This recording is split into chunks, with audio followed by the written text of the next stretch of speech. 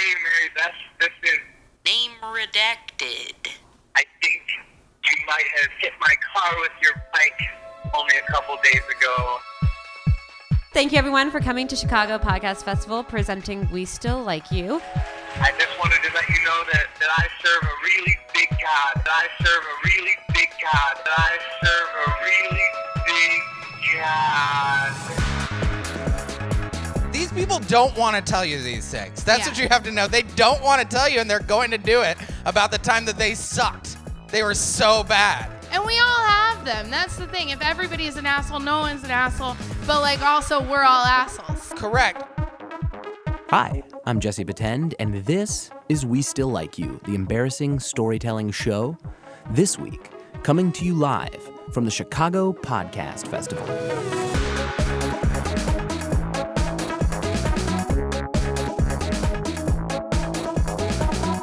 Hey everybody, I'm Jesse Batend, and you, of course, are listening to We Still Like You. This week, we are bringing you a couple of stories direct from the Chicago Podcast Festival. We got the huge honor of being invited to come do a We Still Like You show at Chicago Podfest, which is a week-long celebration of podcasting with shows all around the city for a week straight. So, of course, technically, every single We Still Like You show is live. It's just baked right into the concept. The idea is that you're not just telling an embarrassing story, but you have to sort of relive it in front of other people. You have to deal with the act of admitting to the thing that you did. And I think that's really crucial to what we're trying to do here. Now, back in the beginning, when I was first starting this podcast, since every show is already recorded live, I wanted to find a way to make the podcast not just a rebroadcast of what you had seen at the most recent live show. So we taped for a long time before we released the show and collected up a bunch of stories, and I tried to put stories together based on the theme. That being said, as the podcast's grown, many of you who are listening have never been to a live show before. Maybe there's not one in your city. Maybe you just haven't had a chance to make it out. But either way, we thought it would be fun to kind of offer you a very slightly edited version of our Chicago Podcast Festival show. So, we have two stories on today's show about people trying to change their minds or have their minds changed. The first one comes to you from Mary Beth Smith. She has an awesome podcast called MBSing, which you should definitely check out. And the other one comes to you from Don Hall, who's the editor at Literate Ape and a fixture of the theater community here in Chicago. And with that, I turn it over to your hosts from the live show, J. Michael Osborne and Danny Gallegos.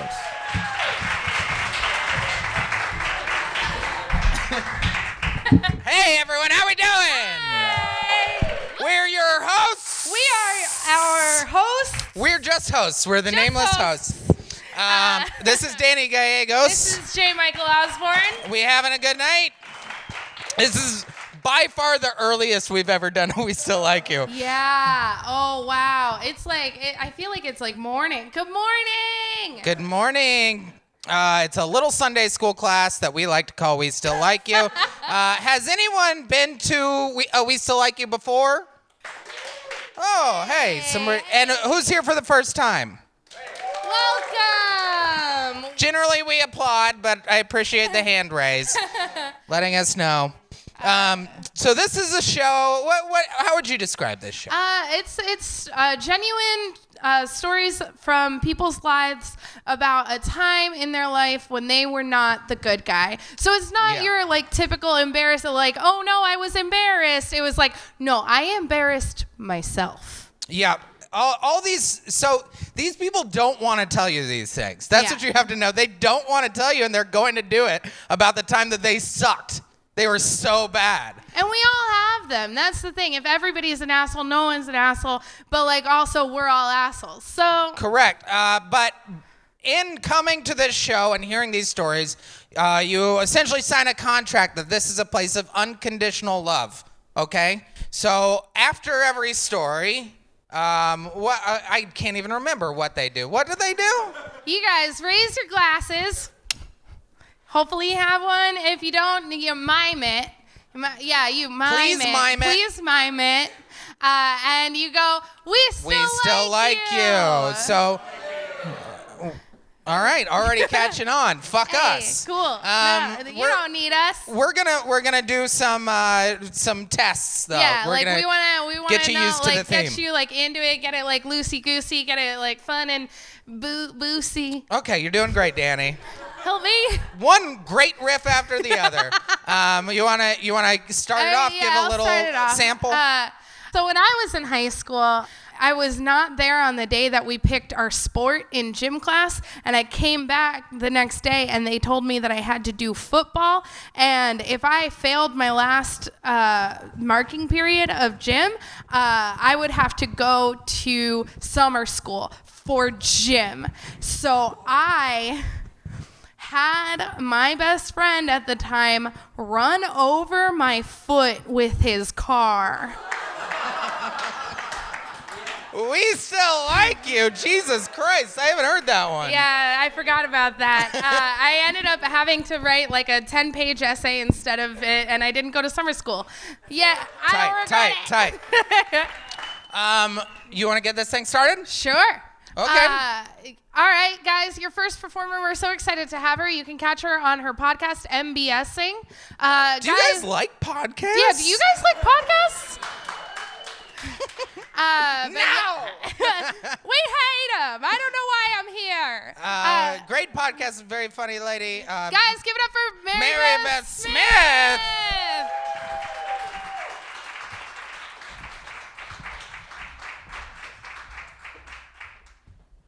I've got a really bad habit of not watching where I'm going. As a senior in high school, I obliviously walked off of a dock on a school trip. So notoriously that my school's president brought it up at graduation in front of hundreds of people. It was truly one of the most embarrassing things that's ever happened to me. But one of the others is something I can't recall ever being totally honest about with anyone until today. I've been a cyclist in Chicago for over 5 years. Once I lost my first job and didn't need a monthly CTA pass, I realized I'd never buy one again, thanks to the gift that is a bicycle. It's a vehicle and a gym membership wrapped into one affordable package. Of course, there's the inherent anxiety of being constantly surrounded by buses and cars, but in my 5+ years of biking at least 10 miles a day, I have thankfully never been hit. Sure, I was doored a pair of times early on, and I've wiped out on my own thanks to weather conditions and general uncoordination, a number of others. But easily the worst bike accident I have ever been in came after attending a baby shower. I was in a hurry home to meet friends after having a few too many mimosas. I had just gotten a new-to-me cruiser from a friend who moved, and it was beautiful and so much easier to ride than the mountain bike that I had moved to Chicago with. When a soft rain began to fall that day, I did not slow down. I simply put my head down and hunched my shoulders as I rocketed down Clark Street. The next thing I knew, I had crushed into the bumper of a parked car. Just fucking slammed into it. I'd been so hunched over that I didn't realize I was entering a stretch of street parking. So after the initial shock, I began to assess the damage. I immediately heard someone around me who had witnessed it. Yes, this couldn't just be my shame to bear. I don't remember what they looked like or how they took it, but I do remember a mix of concern and genuine bewilderment as to why they'd just seen a chick fucking demo derby into a parked car. Like I'd had a vendetta to settle and a vast overestimation of how much damage I could do to a Camry with a bike. I assured the onlooker that I was okay in spite of how much my chin and my crotch hurt from slamming into the car's trunk and my bike's frame, respectively. Once they checked on me, we both looked at the car. There was a big fucking dent in the bumper. Through the haze of adrenaline, I scrambled to get paper and a pen out of my bag to leave a note on the windshield. I will never know if I would have left a note if there hadn't been someone there to see it happen. I scribbled an apology for hitting their car with my bike and left my name and number if they wanted to get in touch about repairs. I thought that would be it and that I'd just bike off and that witness would have a story to tell later and they'd all just laugh and laugh. But the front fork of my bike that held the wheel was bent backwards so far that my tire was kissing the frame. I could not even wheel it home. While I struggled with half carrying, half wheeling it a few miles in shame, I figured I could tell people that a car had stopped too abruptly at a light without having its blinker on, and that following too closely had been my only real mistake. I just could not bring myself to tell my roommate, the person that I had bought the beautiful bike from, the guy at the bike shop, etc., that I had totaled that beautiful bike by slamming it into a parked car. In the middle of the day. It was like 4 o'clock in the afternoon. I think I told a couple people that my bike had been hit by a car while locked up street side. I made myself the victim because I'm an asshole who couldn't admit I had did something that stupid. After a couple days of weaving lies and shamefully using my old mountain bike again, I got a voicemail. I knew it had to be the owner of the car, so I found a corner and stressfully pressed play. This is that voicemail. Hey, Mary Beth, this is Name redacted. I think you might have hit my car with your bike only a couple days ago, and I really just wanted to call, not to say anything about my car or my bike, but I just wanted to let you know that I serve a really big God, and I just wanted to let you know that he absolutely died on the cross for you, and that if you wanted to have a relationship with him someday, that would be an awesome thing. He really wants to have a relationship with you, and all it really takes is for you to accept him into your life. And I just would feel bad if I didn't let you know that, and just tell you how much I love him, and what he's done for me makes something like a car and a bike seem so small. And so I just wanted to share that and say it's totally okay. Don't worry about it. And I hope that you just really enjoy your day and your week, and you're welcome to call me if you ever have any questions. But God loves you so much, and I just pray that you have a wonderful day. So I will talk to you later. See you, Mary Beth.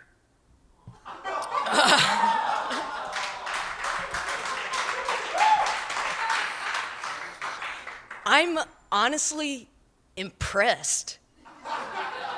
This guy took what was so obviously an act that resulted from a poor decision of some kind and used it as a chance to proselytize.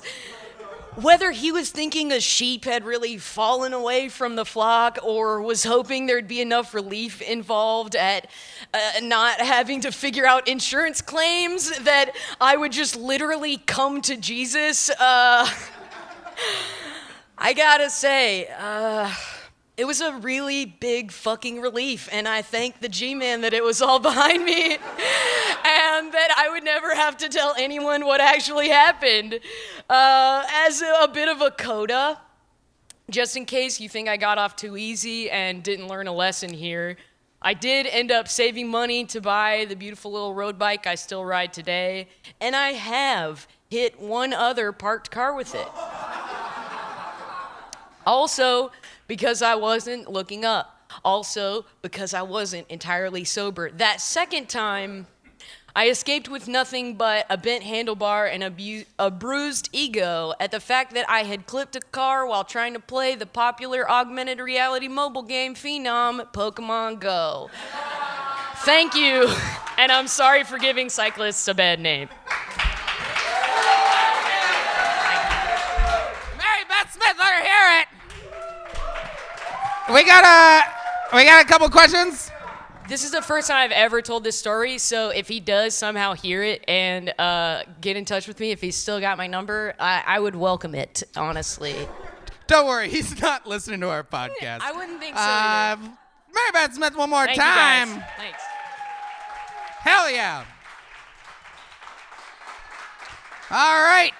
Your next storyteller, he's the editor of literateape.com. He also is going to be doing a show for the Chicago Podcast Festival on Saturday called Sickest Fucking Podcast. Please welcome Don Hall. I get the name right?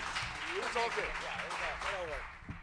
After a 4-hour drive in my Aquamarine Geo Metro in what was known later to be one of the worst snowstorms in Wisconsin history, in the middle of nowhere but snow, in a place called the Comedy Shack or the Comedy Boner or the Comedy Jagoff. I don't know what it was. Comedy, it was something. Joe Janes was on stage bombing his stand-up set. He hadn't done a stand-up set in a while, gotten hired to do this, asked me to come along. We're sitting in a sea of men with trucker hats and flannel shirts, all white guys with beards with their barfly girlfriends, and they're kind of pissed off because they came through the snow to the comedy, whatever the fuck it was, as well. Joe was a small, thin, bald, bespectacled guy from the city with a little bit of a nasal sound to his voice, and he could not have been more out of place. And he was bombing, and they were heckling him. They hated his guts. Joe's comedy, if you know Joe, and if you don't know Joe, this will sum him up. This is my favorite awful bit he would do, is he would come up and he would go, you know, superheroes, if superheroes were real, superheroes would sound something like this. I'm Thor.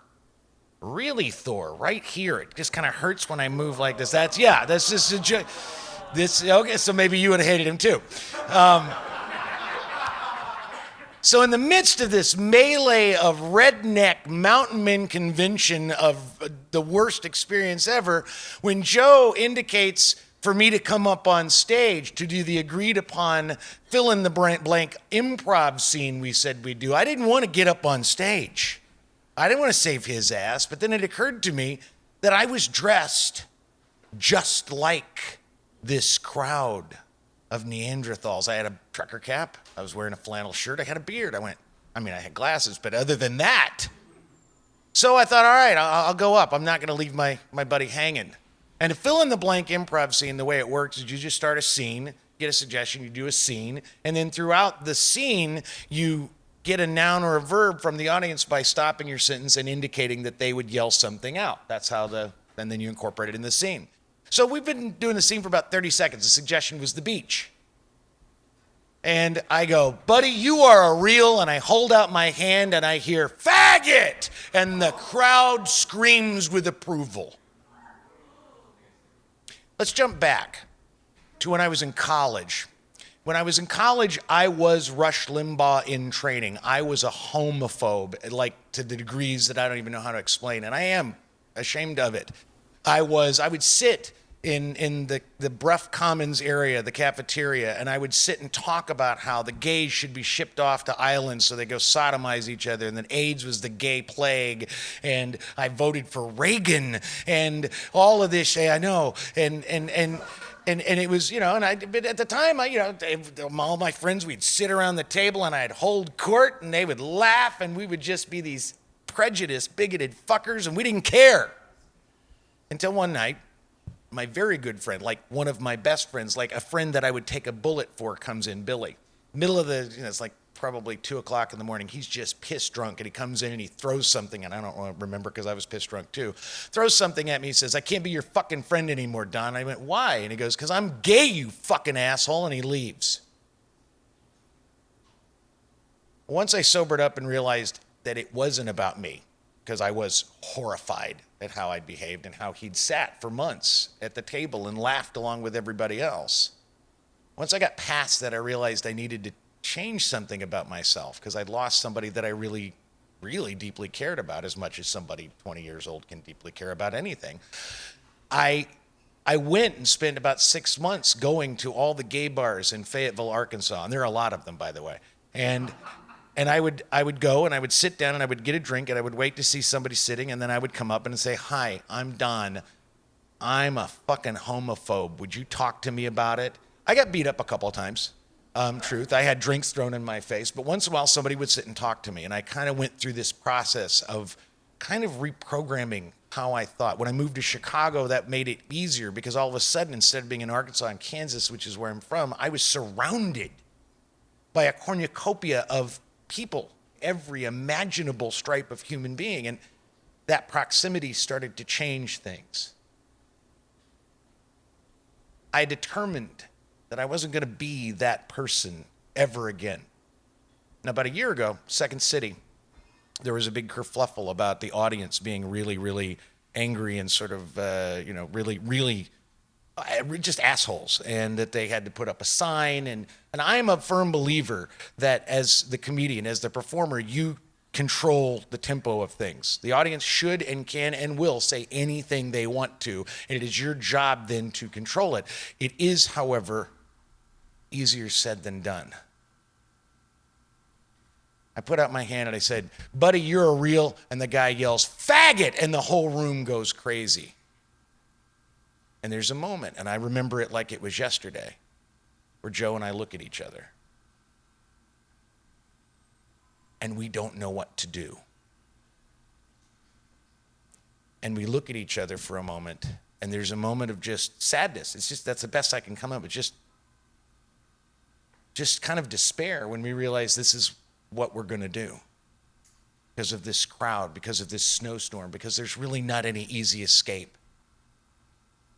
And so we spent the next 4 minutes in a scene where the audience imbued me with every homophobic, bigoted fucking thing, and I basically tortured him in the scene, throughout the scene. And it was easy. That's the thing that makes me sad, is it was really easy. It was like riding a bike. All of a sudden, being a bigoted, prejudiced shitbag was just sort of like, oh yeah, like putting on the trucker cap. And we did the scene, and we were so glad to be done. And we got off the stage, and I got patted on the back for it. I had drinks bought for me for it, because I was one of them. For that moment, I was right back to where I was in college. I was one of them again. We had talked about in this 4-hour trip, in this horrifying snowstorm, of maybe finding a hotel and not going back to Chicago through this mess. But after that moment, there was no discussion. We got back into the tiny Aquamarine Geo Metro and drove another 4 hours in the snow, because anything was better than that place, that moment in time, and what I did to get us through it. Thank you.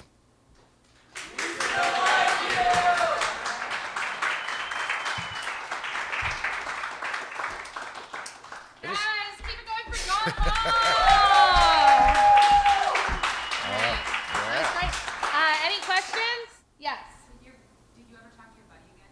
Yeah, he's still my best friend. The guy who came out?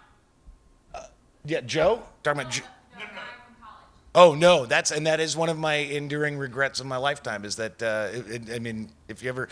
his name was Billy Squires, but he wasn't the rock musician. He was a drummer in the band. But we never spoke again. It was I had done the damage that I'd done, and he was done with me, and the rest of it was my journey. And like I said, to this day, it's a regret that I have. I have those too. I get that. Yeah. If you could go back in time, when you first held out your hand and they all yelled out all those slurs, what would you do different now?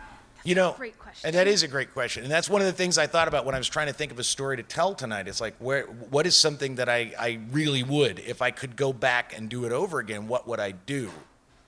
And I think what I would do is I'd go with faggot, because it was so loud, it was so pointed, but I think what I would do is I would manipulate the scene in such a way that I lost, that I was the bigot in the scene, but that Joe's character was the one that basically beats me, wins that game. And we could have done that, made it funny, kept the audience engaged, and not gone where they wanted us to go. And that's why I say I believe that the comedian, that the person on stage has the control, and I think it's a responsibility, especially today, but then as well, that we've got to make that choice. And it's hard to make that choice in the spot, and it's hard to make that choice when you're surrounded by that. But I think that's what I would do. What I would do in that situation is I would flip it. I would totally play the homophobe, but I would let him win in the scene. And I think that would make it, at least make me feel better about it. Cool. Thank you. Thank you so much.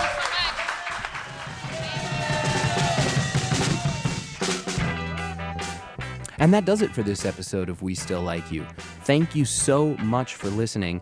And if you enjoyed today's episode, let us know. Let us know what you like. If you want to hear more of the intros, if you absolutely don't and like having that part cut, tell me that too.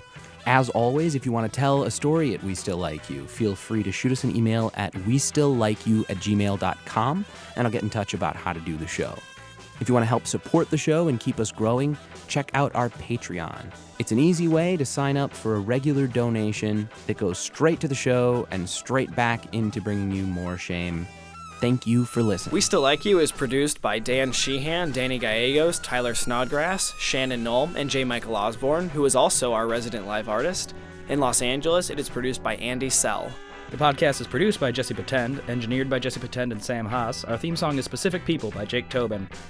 Big thanks to all the people who've housed our live shows at various undisclosed locations around Chicago, and to you, the listener, for being there. If you'd like to know more about where you can watch We Still Like You or submit to be on We Still Like You, please check out our website, which is westilllikeyou.com, and also you can find us on Facebook. Thanks again, and we'll see you next time.